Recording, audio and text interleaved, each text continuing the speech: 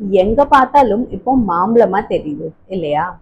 அப்ப நீங்க நினைக்கலாம் மாம்பழம் சாப்பிட்டா நம்மளுக்கு வெயிட் போடும் அண்ட் சுகர் அதிகமா ஆகும். கரெக்டா? அதுதான் இல்லை. வணக்கம் ஹோமியோபதிக் பிரியர்களே, நான் doctor Divya Thangaraj, MD, homeopathic consultant.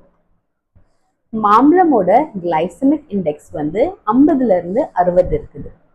Glycaemic இண்டெக்ஸ்னா அது சாப்பிட்ட உடனே எவ்வளவு சீக்கிரமா அது ரத்தத்துல சர்க்கரையை கூட்டும், அதுதான் அதோட கிளைசமிக் இண்டெக்ஸ்னு சொல்லுவோம்.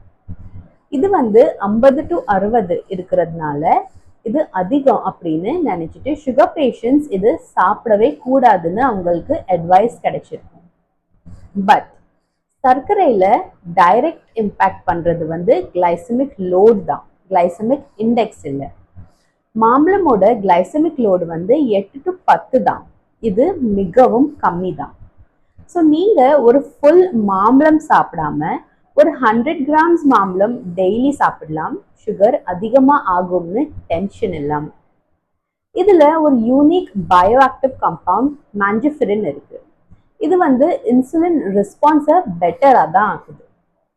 மாம்பழம் சாப்பிட்றதுக்கு கரெக்டான முறை வந்து மிட் மார்னிங் ஸ்நாக் மாதிரி சாப்பிடலாம். ஒரு லஞ்சுக்கு அப்புறம் ஒரு 100 கிராம்ஸ் மாம்பழம் வந்து சோக்ட் சியா சீட்ஸ் அண்ட் அது கூட மேலே நட்ஸ் அண்ட் சீட்ஸ் போட்டு சாப்பிடலாம்.